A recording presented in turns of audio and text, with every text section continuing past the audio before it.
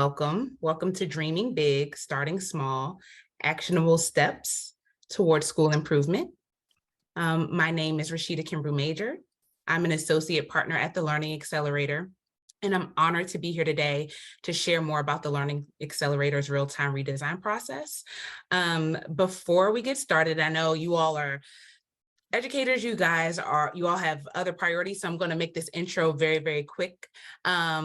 Nice to see you, Avery and Joanne. Welcome to the discussion. Just to let you all know, if you all have any questions, feel free to enter them into the chat. Also, we're going to leave some time at the end for Q&A at which you all can come off mute and ask those questions as well.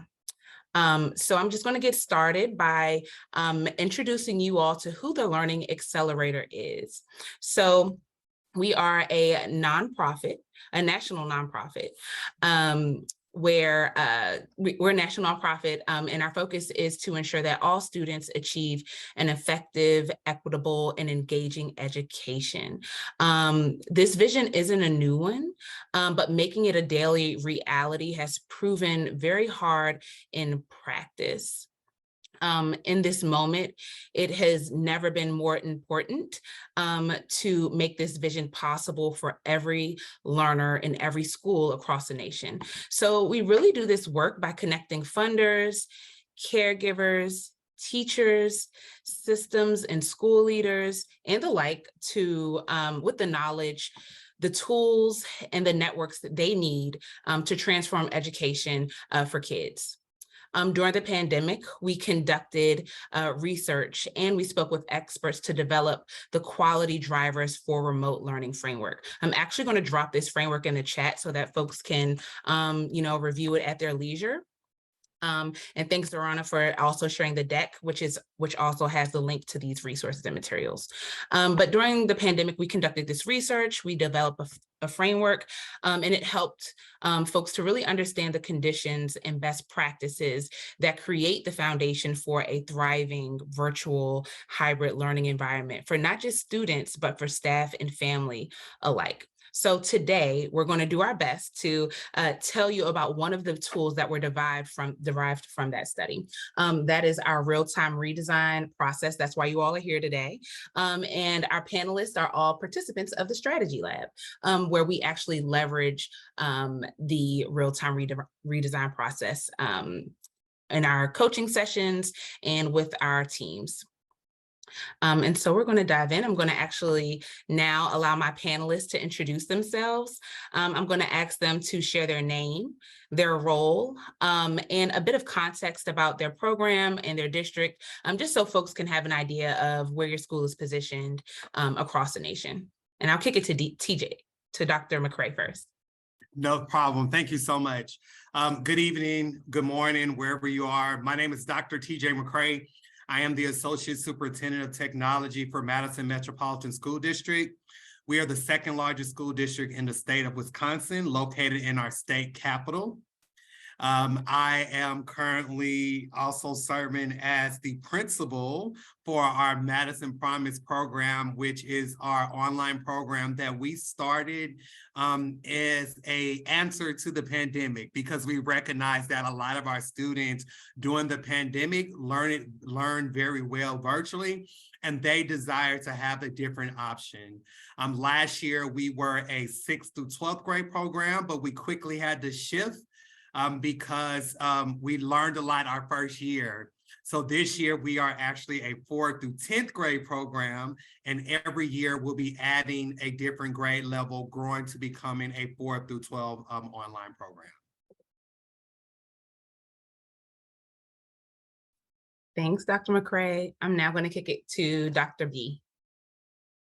Good morning, folks. I'm based here in LA. It's about 10:20 here, so good morning, good afternoon, folks on the East Coast. Super grateful to be here. Thank you for the intro, Rashida, and for the opportunity to talk a little bit about the process and the school that I serve. So I am the site administrator for Matrix for Success Academy. As I mentioned, we're based in LA, South Central LA. Our school was created as a response to life in South Central LA. We're an independent study school, and we offer alternate an alternative path to education for some of the most vulnerable youth. Some of the students that we serve are parents, pregnant teens, foster youth, incarcerated. So a lot of trauma in and out of our doors. So yeah, it's a unique opportunity to serve these kids who may not have an opportunity elsewhere. And we provide one-on-one support and individualized support through our independent study and distance learning model. So yeah, thank you all for having me here today. Thanks, Dr. B. And I'm now going to kick it to Principal Simeone. Hey, all. My name is Ken Simeone. I'm the principal of Cabarrus Virtual Academy, which is a K-12 school in Cabarrus County. We are about 33 to 34,000 students total in our district, and we serve the virtual capacity for that. We are, in the top 11 largest districts in North Carolina, and we kind of came about a little bit early. We were supposed to start 2021, but the pandemic kind of pushed us up a little bit to start in 2020 as a school. We are now not only serving K through 12 students that are fully enrolled with us, which is about 250 students, but we also serve about 720 students that are taking courses through us virtually from around our district at the high school level, and about 25 students that are homeschooled students that are taking courses through us as well. So we kind of have 3 programs under one roof for our school district. And like I said, we serve K-12 students in Cabarrus County Schools, which is just north of Charlotte, North Carolina, in case anybody's wondering where that may be. Thanks, Ken. So let's start our conversation before going into the process. So given that you all are in the first phase of the design process, what's your vision for learning for your program, and what barriers and challenges are preventing you from achieving that vision right now?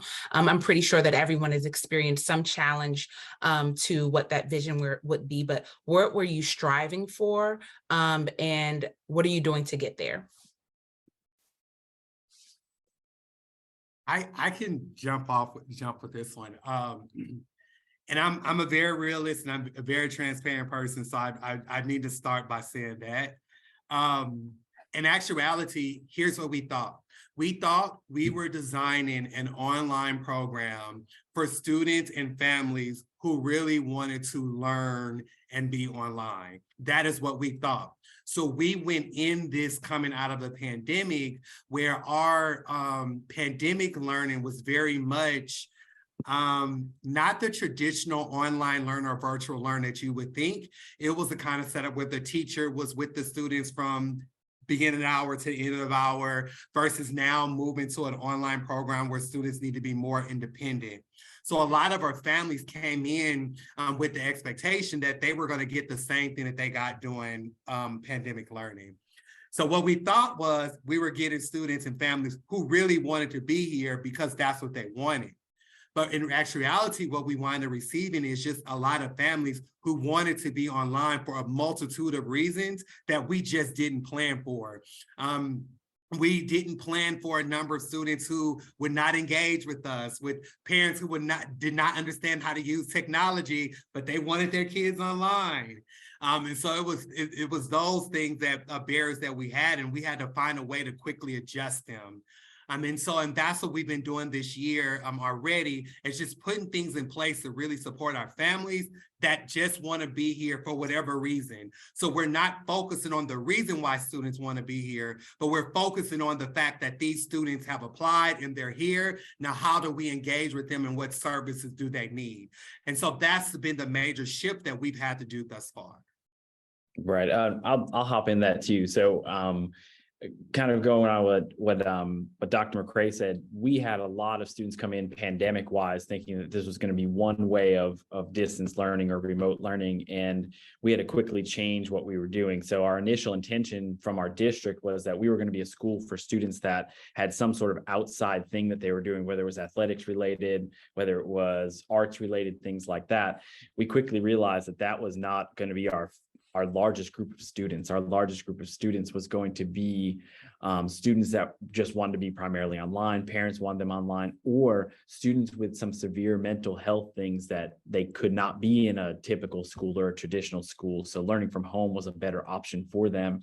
And so the large amount of anxiety of coming into a 2,000 student school or things like that. And so we serve that purpose as well. And, you know, truthfully, we didn't think that at the beginning, we had no intention of serving our district in virtual courses either. So we've had a shift to help with vacancies and things like that as well. So jumping in there, that quick shift and change is the biggest part of our program, and the flexibility behind that too. And then I can actually touch upon both of those. Yeah, I think, you know, in this post-pandemic world, right, we're provided new opportunities to re-engage our students. And some of the challenges that we were facing during the re-engagement was students feeling comfortable. You know, being in South Central LA, a lot of our kids lost people to COVID. A lot of them are suffering through mental health crises and don't have the resources that other students or other communities may have. So our re-engagement looked a lot like community building. It looked a lot like, let's talk through some of the things that you're going through first, and centering the students as humans before we engage them in academics. Today, we're having a harvest festival for our kids, right? And like I said, these are students that may not have the opportunity to experience things like this. They're bringing their kids, they're bringing their parents. It really was for us in order to address the challenges of the pandemic and the huge barriers that our students face. It really was just restructuring our model to centering connection, human connection first, and then focusing on academics second. I love that, just centering on the human connection first, because I'm pretty sure that you all have noticed that a lot in this process, given the fact that it's very people heavy, right? It's very focused on your colleagues or the teachers or the parents.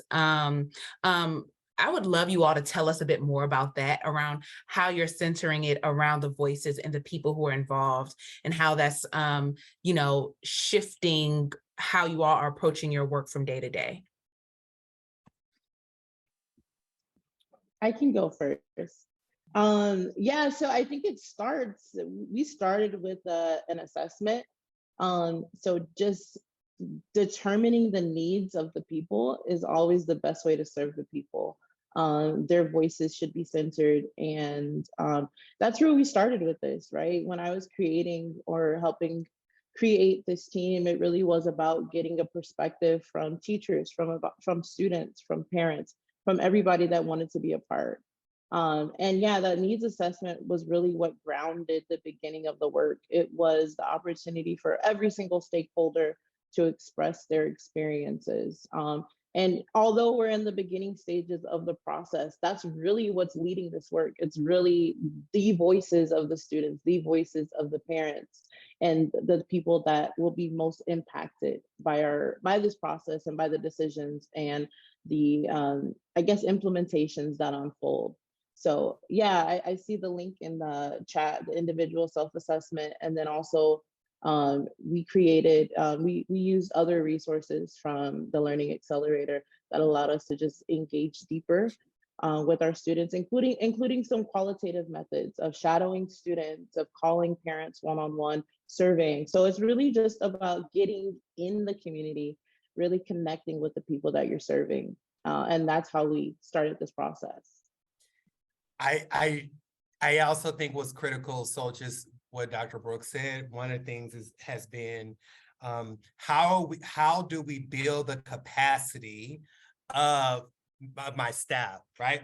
Because this was last year, as I said, I'm also the associate superintendent. I had a principal who was a stopgap between myself and the staff. So I was really doing a lot of behind the scene works. But this year, I'm very much hands-on. And so the expectation is a little bit different. And so what we've had to do is my staff has always been used to the students coming to them. And now I'm having it to where I'm like, no, we have to go to the student. So in other words, I can't afford for you to wait for the parent to call you. I need you calling the parent. And so that was a shift, but we've had to kind of have that shift so that we can hear from the families who aren't just showing up to classes on a regular basis. And they might be coming to homeroom, they might be coming here, but they're not coming to the courses. We did a survey. I had 5 families to fill out the survey, like 5 families. So it's like, we're doing the different things, but we have to do some unconventional things in order to get those voices. And so that started with building the capacity of the staff so that we can build the capacity of our students and our parents at the same time. Right. And so talking through surveys, so it was interesting. We, our instructional designer who's building our self-paced courses for our students, there's a survey at the beginning, and a survey of every single class, and it asks the students, is this your first online course? Is this your second or third or fourth? And then, do you like self-paced learning? Why does this work? Why doesn't this work? And so getting their feedback was really important to adjust how the students felt about those classes and how they felt about online education if they didn't choose to be there either. So if their parents chose for them, if they came to a course by default, because they didn't have a teacher at their school, so they came to us for a course, right? So that feedback from those stakeholders was really important to let us know how our courses would go, because the post survey will then tell us if we've changed that mindset or not, and if we've been able to help those students in a different way. So, I think trying to get out in the community, I truly wish that we did more, like Dr. McCray said, of getting out to people and finding creative ways. I'll just be honest, I really wish we did more of that so that we could figure out more of what those folks wanted as far as virtual and online instruction is concerned. Thank you. And I know we've already hit the individual self-assessment and the team assessment, which is a part of the overall needs assessment, right? And really wanting to understand your stakeholders, right? Your staff, your families, your students and what they need, right? And we've realized, a lot can change between kicking off the design process, the school year, what folks say they want versus the start of the school year versus the middle of the school year, right? Like things change. And so there's a lot of transformation that's happening, and there's a lot of targeting that you all are doing to meet those needs. So how are you all navigating a targeted transformation process while still supporting your district through its challenges? That could be a loaded question, and that's okay. But I would love to hear from each of you all about how you're navigating transformation based on district priorities to what you all are hearing from your communities. How is that working out? And what are you all doing to navigate that? All right, I'll go first on this one. So, I think it's been really interesting when we looked at the self-assessment piece, and we did it. That was tough to go through, right? So you had to be open and honest about what you do and what you do not do and what you think you might do. And if you think you might do it, provide evidence behind that you may be doing it, right? And so then it came down to, well, we're not doing that because we don't have the evidence to support that.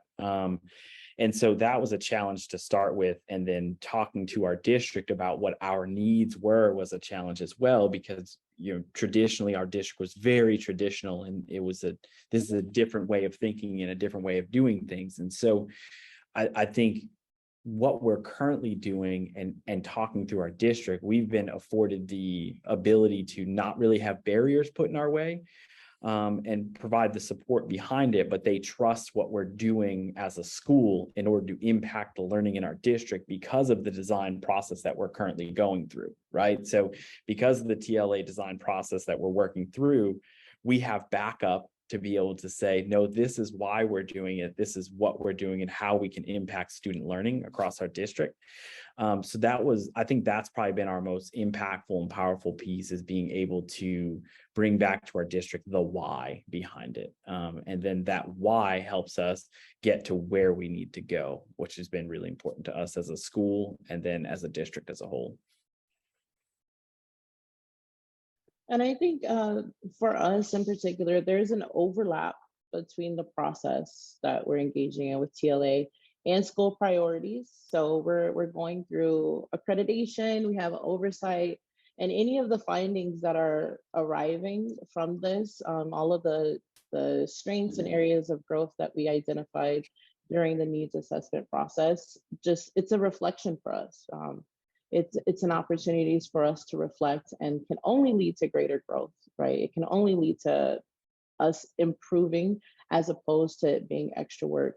So really focusing and allowing the team it's a paradigm shift, right? It's not this and that, it's all one and the same. We're using this process to better equip ourselves to serve our community. And in that, we're meeting the needs and the expectations of the district. So yeah, they're not two separate processes, they're one and the same. The data, the evidence, the anecdotes are all really speaking to the great things that are already happening at Matrix, and they're being revealed through the needs assessment. And the areas of growth allow us to create a plan, and we're solidifying that plan already. And yeah, it's a beautiful thing to walk away with a solid understanding of where you're growing, where you're headed, and an actionable plan to get there. So I think for us, what's been amazing is when things organically kind of happen. So I know Rashida started earlier by saying the vision of the TLA is to envision a world which students receive the effective, the equitable, the engaging, the education, all that. And we as a district are really focusing on students and youth of color, specifically African-American students. Our superintendent called it out in our strategic plan. It is our third goal that students of color and youth will excel. That is like, our superintendent is very clear. That is the mission. And so for us, what we've been able to do is recognize when you talk about that transformational shift, or even that shift of the students we thought we were going to get versus the students we have, we're really having to engage to ensure that the students we have, they are excelling because they do fit into that mission of being those African-American students, or students with IEPs. Like, those are the students that we have, and those are our babies. And so we have to make sure we are creating a way for them to have that equitable, engageable activity. And so being able to go through this, the Learn and Accelerate, has really helped, because it's helped us to identify where the issue is, but also be able to learn from others in our cohort at the same time. Thank you. And I love that you mentioned, learning from the cohort, right? I think one thing that folks felt in the pandemic, and it kind of, unearthed and pre-pandemic, was that education can feel very lonely. The role of a principal can feel very lonely. The role of a teacher can feel very, very lonely, and how the work is done and how folks collaborate.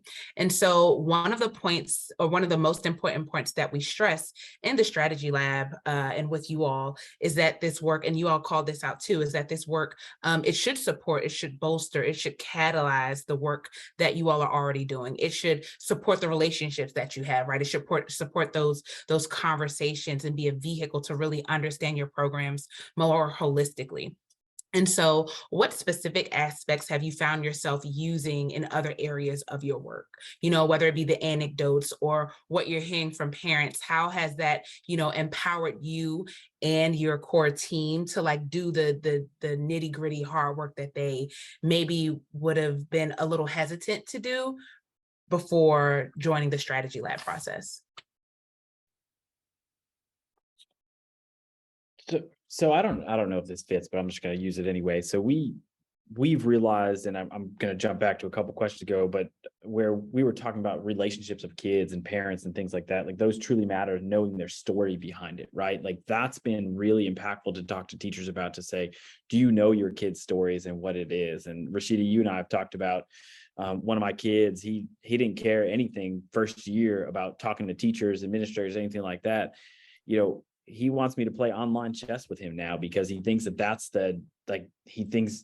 what we want to do, and that's how he wants to relate, and that's how he wants to talk to me. And when he comes in for our flex day, he's there to make sure he says hello. And if he misses me 1 week, he makes sure, like, hey, I missed you last week, I want to talk to you, right? But knowing what's going on in his life became really important to this, that he wanted that relationship and finding that.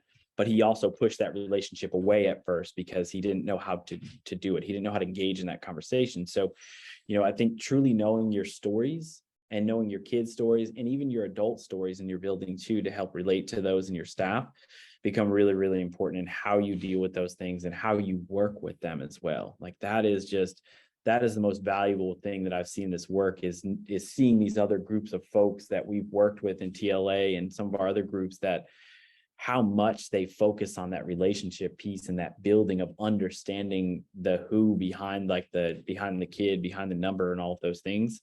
And I know that seems something that could be really small, but it ends up being really, really big in the long run. Yeah, I think that is key to the independent study or the distance learning model. It is focusing on our students as people first. And one of the qualitative data collection methods that was suggested was to shadow a student and just experience their day from a student perspective. And as an independent study, like, what does that look like? When I told my teachers that, it was just sort of like, I don't know, what does that look like? So it provided us an opportunity just to be intentional about that.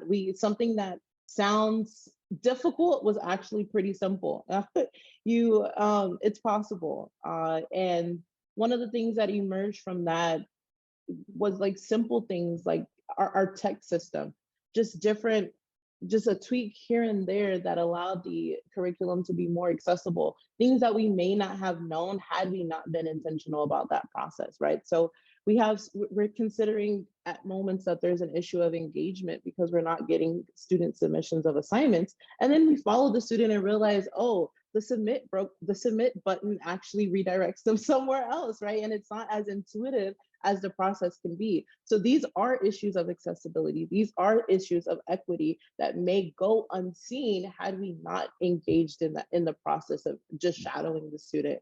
So yeah, I think those practices and collaborating with folks and having these discussions and brainstorming ideas has just been really beneficial in our tech design and our pedagogy and our delivery of instruction, because we have a better understanding of what the student is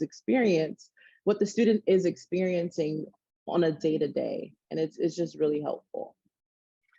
I think Ken, when he talked about having that one student that he built that relationship with, and that is something we've had to kind of do this year. So we was very intentional this year when one of the things I learned from last year was that students were craving for some intentional relationship building, and we did not consider that. What we considered was, you want to be online? We're gonna give you online space. Have a good day, right?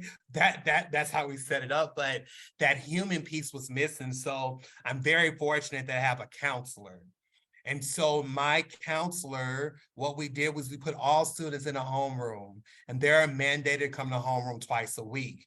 And my counselor developed lessons for the teachers centered around social emotional learning, community building. So twice a week, when they're in homeroom, the homeroom teachers are just doing that. They're playing games with the students. They're connecting with them.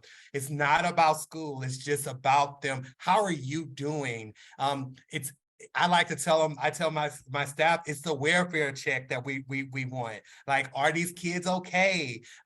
What are they doing? What do they need? So building that intentionality behind that homeroom has made a huge difference. I love that. One thing that I hear from all of you is around the intentionality piece, like making the conscious effort and choice to do the hard thing, the thing that may not be easy. It may be out of the status quo. It may be something that hasn't always been done, but you're doing it to meet the need and to foster relationships, and understand your students more holistically, right? To really, to meet their need and respond to the call, right? Like, it's very hard, but making the conscious effort and the choice to do that, which is really, really inspiring. I know earlier we spoke about, relationships and how important that is. We also spoke about, trauma and how, parents are really interested in the virtual learning environment to, they maybe wanted what came out of the pandemic, right? So there's a portion of the process where we encourage teams to, as Richelle mentioned, shadow a student or have some interviews with your students, right? And I know, Dr. Brooks, you've mentioned that staff, they recognize that they have to be the ones to initiate these conversations and genuinely care about the community, to provide resources and get to know them. As you all mentioned, build that relationship. Why do you all think that building relationship is important for your school context and others as it relates to trauma and the student experience? Let me jump in really quick on this one, because at the end of the day, we are in the business of educating the total child. Let me say that is so important. Like, I believe in Maslow hierarchy need. I believe when kids show up, we have to give that as community and believing that they have that direct relationship. At the end of the day, when we have strong relationship, it will drive instruction, right? It will drive engagement. Students are not going to show up to class if they believe they are in a space where they are not seen and appreciated. So we have to take that opportunity to have that community if we want to do what we are designed to do, which is to educate the total child. Right. What he said. But in all honesty, kids, and we've talked about this with our instruction, our courses, and kids being able to see themselves in the work that they do as well is really important, right? So they have to build that community and that capacity within those courses. We've talked to our teachers that we have self-paced courses that are relatively asynchronous. How do you build community within there? How do you form relationships within there? Well, that becomes how you give feedback. What you say in that feedback then becomes really important to those kids.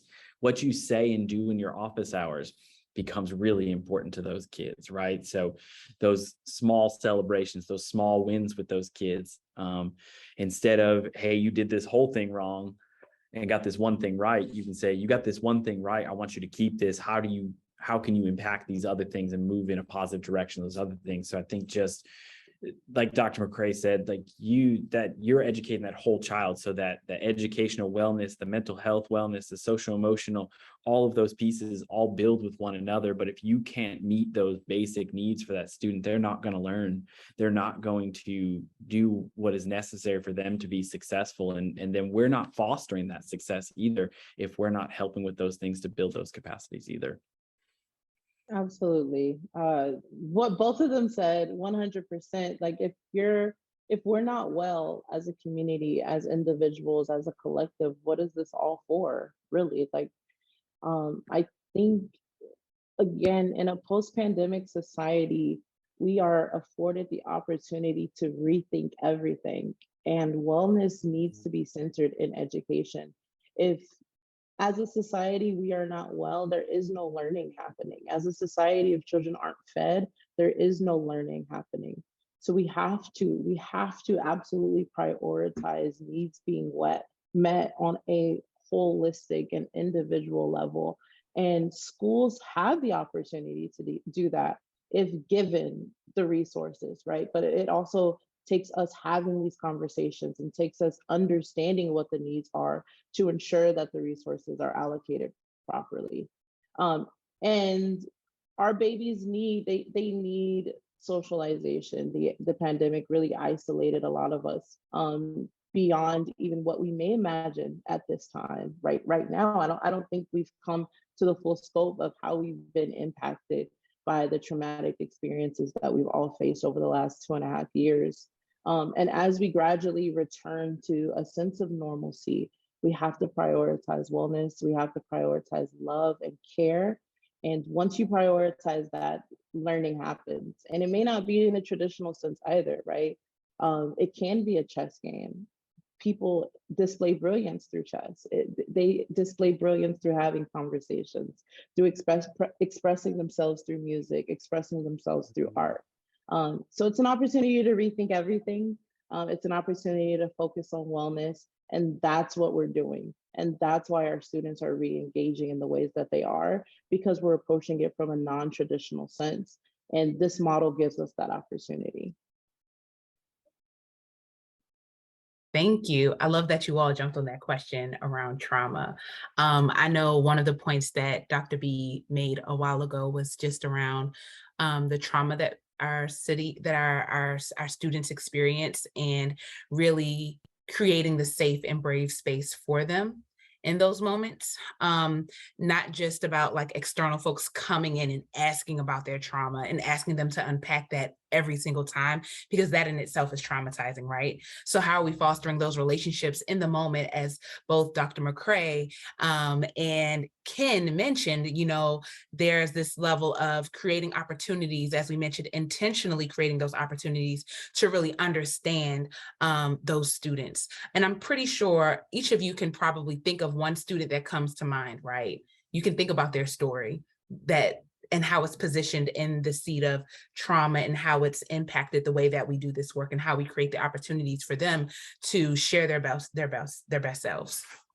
And so just wondering, can you all share just like one story of a student and how you all are really making sure that they have that safe, brave space, and how those systems that you all are creating? Dr. Brooks, I know that we've talked about, shadowing a student. I know that some of you all have created like office hours for your students, but what other systems and things are you combining with some of the real-time redesign pieces to make sure that students have this safe place, and you can kind of gather quick data that informs the rest of the work? Yeah, so I think I'll talk to our high school group of kids. So we primarily are a virtual academy for our high school kids, but we have a flex day where they can come in and get help if they need to, or just a quiet space to work in once a week, so that they have a place, right? They feel connected. They feel like they can be a part of it. And I think for some of our kids, that's what they need, right? They've been at home for so long, or they've been in these other places, that they want to be with other people, but they don't want to be with too many people, right? And so this gives them the opportunity to come in for an hour or 6 hours or an hour and a half, whatever it is, to get help that they need, or just to talk to somebody, right? Talk to an adult that they trust, and they want to put a living face with that person that's not on a computer screen. And I think of one student that when they come in, they kind of sit by themselves, but you can tell that they are comforted to know that there's other folks in the room that are sitting in there that may need help as well. She may not need help, and she is just going to sit there and do her work and do whatever she needs to do. But she comes in because there's the possibility of somebody being there to support her. And that's an easy check-in for us as well, for her special education services, for our counseling services, anything like that if we need those things, it's right there. And so I think that's been an interesting part of it. And then students that maybe have some severe medical needs, this gives them an opportunity for what they feel is normalcy. If they didn't want to be in the virtual academy, but they have autoimmune disorders, or they have other things that keep them from a 1,900 student school, they at least can come into a building and feel like they are part of Cabarrus County Schools. Because what we are trying to build is not just the virtual academy, we're trying to build the capacity for our entire district. So helping them feel like they're still part of our school district.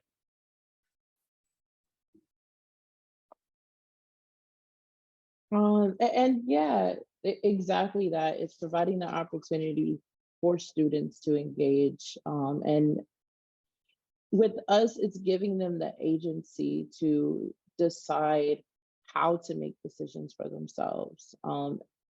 Every student, when they come to us, we have like an intake process, and we get to know them one-on-one.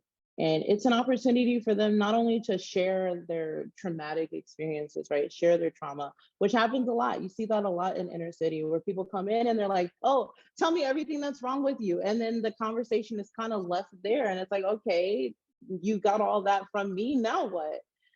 So we're listening to our kids, but the purpose of listening to them is to provide them tools and provide them agency to change whatever it is that they're experiencing that's getting in the way of their success. So I have a student in particular. Many of our students here are gang affiliated, and they're from opposing gangs. And that's a reality here. You see two students walk in, they're from opposing gangs, and you have to do something about it immediately. But in that situation, there was miscommunication. Our students got in a fight. And when you think about students who are formerly incarcerated in gangs, like actively in gangs, you think that if you approach them, that it's going to be this like hostile event, right? But no, actually, you know, because we know our students, because we have that rapport, we separated them, we had a conversation with them, and immediately they're reflecting. They're reflecting on what led to that moment. They were both able to rationalize and make logical explain logically what led there and how we can ensure that that doesn't happen again without us intervening at all. And it was just like, what a beautiful thing to be a part of. Our kids who, even though they stepped out of character in that moment and emotions got the best of them, they were still able to reflect and rely on the bonds and rely on the support that they have within this community to make better decisions, to become their own agents of change for themselves and for the school community. So yeah, when I think about my kids and I think about one, I think about many, because they're very similar in the idea that there's just so much trauma and so many experiences happening in their lives that would prevent them from being successful, but they're still able to overcome it. And we're providing the space for that to happen. And I think we're in a space where we're trying to figure that out, honestly. I think we're trying to figure out, how do we provide that space for all of our students when there's so many limitations that every time we think we got it solved, something happens. Oh, we're going to have a day where they can come in. Oh, yeah, but all of our students don't have access to transportation. Oh, we're going to do this. Oh, yeah, but right. So figuring out those things where, you know, we do lead with equity. And so we don't want to create a space where only those most privileged families can take advantage of something. And so we're figuring it out. And so right now we're doing homeroom, we're creating clubs, everything's online. And that's just the way that we're doing it, creating clubs based upon the impact of our parents and our students. What type of club do you want? We got somebody who's like, we want a hiking club. Great, it's optional. You can do it if you want to. A teacher will lead it, but you got to show up on your own. So just figuring out those type of things is what we're in what space we're in right now. Thanks, y'all. I want to touch on something that I feel like I heard around like leading with equity, right? How are you all avoiding the urge that I think most people want to do? They want to jump to a solution, right? You all are still unearthing like your areas of improvement. What are you all doing to like avoid jumping to the solution and like leading with the equity, like leading with listening, leading with like leveraging the perspectives of your staff and their diverse perspectives and backgrounds? Like, how are you all avoiding that urge? And if you do get there, like, what are you doing to like circle back and regroup with leveraging some of the tools and some of the resources in the real-time redesign process? So part of our application process is we don't know any of our students. All we know is Richelle Brooks applied to the program. Richelle Brooks, complete the application. We do not ask IEP, English language learner, 504, none of that. Richelle Brooks get accepted. Now this is our student. We were not prepared for the number of students that had IEPs that applied for our program. It was so many students. And so the first thing I was like, oh, we can't do this. I just can't, like, I don't want to end up on the news. And so I always be like, something's gonna slip through the crack. I'm gonna miss something. I'm nervous, right? But I think it's just about making sure. One of the things this year that I begin to do is to plan for all the things, and only some other things might happen. and that has serviced me well. Have 2 special ed teachers, even though we might only need 1, get them now. Where's our support for our English language learners? We might not need it, but put it in place. Where are we going to do for assessments? Put it in place. We might not go down that road, but let's put it in place. So we have definitely had to become very proactive and act as if the world is falling so that we can engage all the students that apply. Because for me, it's just about, if you want to be here, we want to make sure that this is definitely the opportunity and the space for you to be here. And I have the support that you need. Now I have to be creative in order to be able to do it, but it's what we've been having to do. And so I think that's something that's kind of helped us out versus just saying we just no, right? Like no is not the answer. And so that's just kind of been hard. Yeah, relatable. And it really is just whatever the needs are, we figure out a way to make it happen in the moment. And that's what equity looks like. It looks like you've given people the opportunity to tell you what they need. And me as a school leader, figuring out how to make that happen. How do we get resources to this family that needs stable housing? How do we provide transportation to the student who lives 15 miles away and can't get to school and has a baby? And like all of these things can be barriers, but we're being innovative. Like Dr. McCray said, we're being innovative in the ways that we're serving them and doing whatever it takes. Our saying here at Matrix is any student, anytime, anywhere. And that's what it looks like as a school leader. And just from a theoretical standpoint, in terms of equity, the people that are involved in the conversation is what matters. You can't make equitable decisions from the top. That's not where equitable decisions happen. It's a grassroots effort. It's a grassroots concept. The people are the ones that should be making the decisions, and the people at the top, who are typically the decision makers, they should be figuring out how to provide resources for the people that are making their decisions. That's our role as leaders. We're being innovative and creating opportunities. We're allocating resources, and we're ensuring that whatever needs are there, we're meeting them, doing whatever it takes. And yeah, I think that's what equity looks like. It's grassroots work, not top down. Right. Yeah, Dr. Brooks, right on the money. Because I think it is that it's helping your community, it's helping your district, help with the need, right? What is the need or the needs of those things? And I think that becomes really important to know those things, because if you don't know those things or can't see maybe this will become a need or possibly a need, like Dr. McCray said, like maybe we do need this and maybe we do need these things.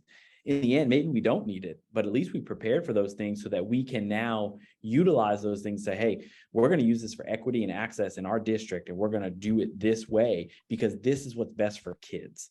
And that's the most impactful side of it, is finding out what is best for kids, how we're going to do it, and really just how you can make it accessible. You know, our district has 10 high schools, and not every high school offers AP Chem every semester. So we're going to develop an AP Chem course so that it's accessible for all kids across our district, not just the school that has 40 kids wanting to take that course, right?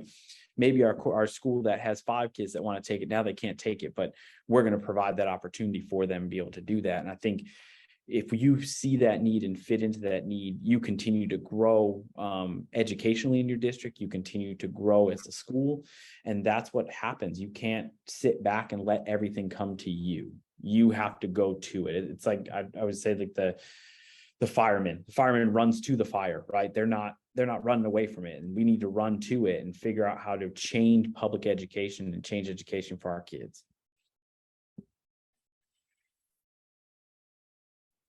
Thank you all. That right there, as folks mentioned in the chat, is that, you know, equity is a grassroots process, right? It's, as Ken mentioned, it's running to the fire. It's seeking out to understand, right? Not just allowing things to the chips to just fall where they may, but to just really understand your stakeholders. I know we have about 10 minutes left, and I do want to make sure that the audience has the opportunity to ask a few questions. Before I do that, I know that you all have approached this experience and the real-time redesign process from a different vantage point.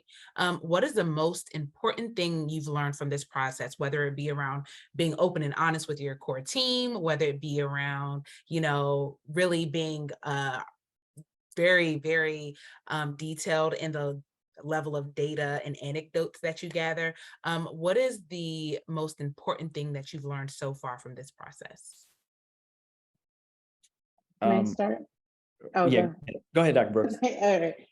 For me, it's been collaboration, like how important it is to have folks that understand what you're going through and being able to talk about it. As a team, I'm a school site leader, and there aren't a lot of people that I can go to that are experiencing some of the challenges that I'm experiencing personally. And to be able to go into a space where there's other school site administrators that are dealing with the same issues of equity and accessibility after a pandemic, that are dealing with the same issues of half of the staff being out, that are dealing with illness and substitution, finding substitutes, like there's so much happening. And we're able to come together. I think there's quite a few, probably about 15 folks that I've been able to talk to individually, and we're coming together and we're in the moment brainstorming issues and how to overcome them. And like we're discussing this issue of equity and meeting the school community's needs. I have people that I can go to if I'm having issues that completely understand from an independent study and a virtual school and distance learning model. And it's all very new territory. We're innovative pioneers, right? So just to have that space with other people that are experiencing the same issues that I am and challenges, and being able to work through them has been my biggest takeaway, and something that I absolutely love and grateful for.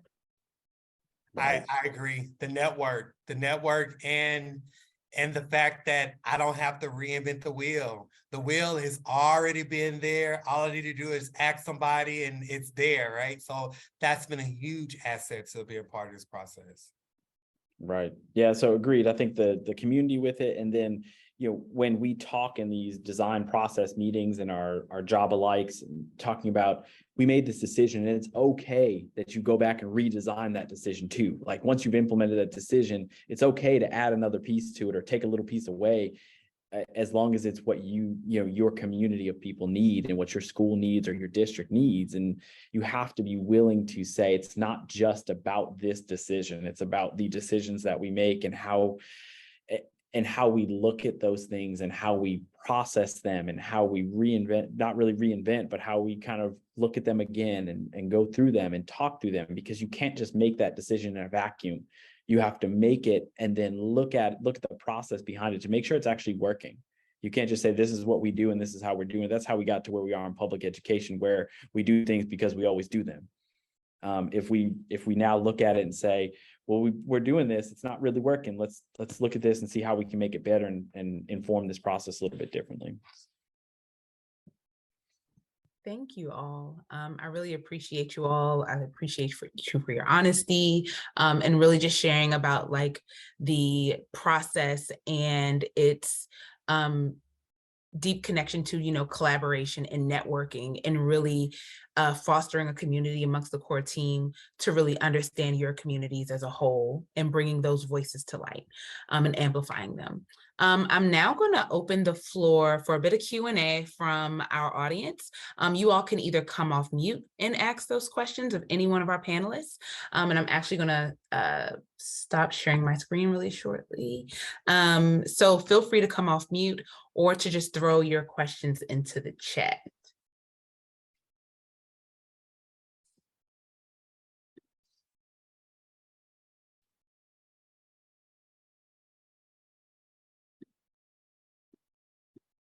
Our folks shy today. It's okay.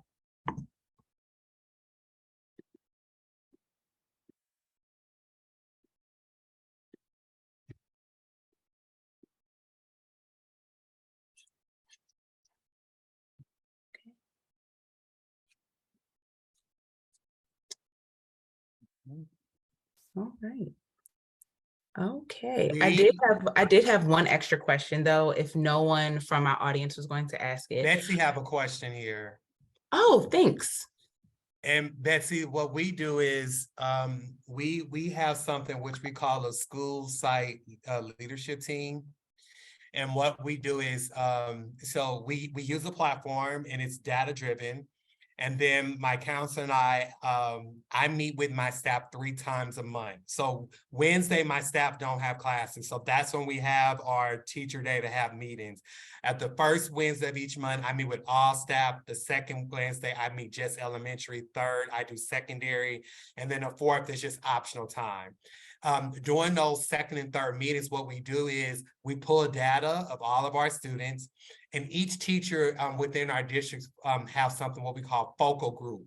So who are the students that you're going to focus on this year?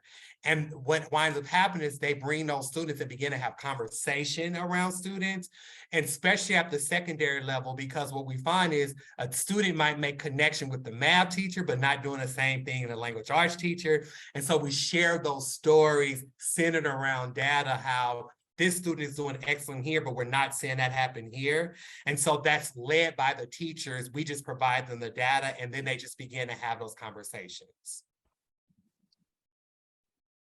Right. And so ours happens, we don't have classes on Friday. We have an asynchronous day Friday, but we also, during their on-campus time, so each of our grade spans has a day that they're required to be on campus for K-8, and then the flex day for 9 through 12. And what we do there is that's part of their day, right? Is where they collaborate with one another to talk through kids, to talk through what they're doing. Like Dr. McCray said, are they reaching a certain kid? So is a kid doing really well with this teacher because they're reaching them this way? Well, how are they reaching them? Because they're struggling in this class to engage and access. So what do we need to do? How do we do it? And so that's been really powerful for them to be together like that. And that's been our biggest part, is when they're together on campus. And then they also talk outside of those as well. But that's kind of been our biggest draw. Thank you. We also have another question in the chat from Joel. We have a hard time getting parent engagement with our remote students. Any tips or strategies for getting parents engaged, even at the basic of levels, and getting them to fill out questionnaires or surveys for needs? I could talk a little bit about that really quickly, just because we have a parent workshop going on next door. And it literally is that. It's saying, hey, this is mandatory. I think just using the word mandatory gets parents like, okay, this is something that I have to commit to. And you make time for it. And as a parent myself, if I hear the word mandatory, I'm like, okay, let me make sure I do this. So yeah, we want to make sure that we have quarterly mandatory workshops for parents, and they come in, and that's our touch point for them in establishing those relationships. And then once you have a relationship with parents, it's a lot easier to get them to come. So yeah, my key and how I get it's not very many. It's maybe, I mean, for high school, it is a lot. I get maybe like 15 to 20 parents, and it's just putting mandatory in front of the language. It's funny you said that yours is high school, because mine is elementary. I get mostly more active parents at the elementary level than the secondary. Yeah. We did so, and parents are gonna do what they got to do, especially get their students accepted. So part of the process was, I made mine attend a mandatory orientation. So when we put the students online, parents had to complete an orientation online to make sure they knew how to support their students. So they did that. But then after that, it was like, they ghosted me. I felt like I was on a bad date. It's hard. I do Wednesday lunch and learns with me, like, just come and bring your questions. You want a PTA? We'll put it together. I did a survey, like I said, I have like over 100 families. I got 5 families to respond. So it's a challenge that we're working through. But like I told Joel, if you figure it out, let me know so we can bottle that and sell it. Right. Yeah. If you can, that'd be fantastic. We can sell it everywhere. Yeah, we do have a parent course that we utilize too. We had a little bit of participation in that, but I will say the best thing is we can always refer back to it. We can just say, hey, in the parent course, if you haven't done that, there's access to this. We'll tell you now what you need to do, but for future reference, you can always go back to this and figure it out. And my front office has gotten less questions now that people are calling in, because they can access all those resources from anywhere, anytime. They don't have to wait for somebody to answer the phone from 8:30 to 3 o'clock, right? They can access all of those resources and things like that on their own time. So if it's 2 o'clock in the morning or 9 o'clock at night, they can figure that stuff out without having to wait on somebody. And so that's been a big deal for us as well. But yeah, to get them involved sometimes can be very difficult. I'll agree with Dr. McCray on that one.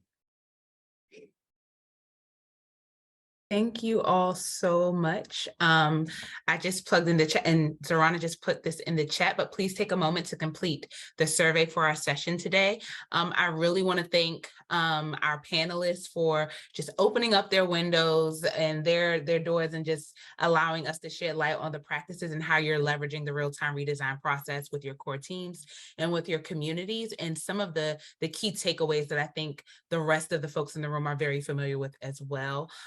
I appreciate you all. I will see you all next week in person. And thanks again to our audience for listening in and for your great questions. We really appreciate it, and we hope that you all have a great day.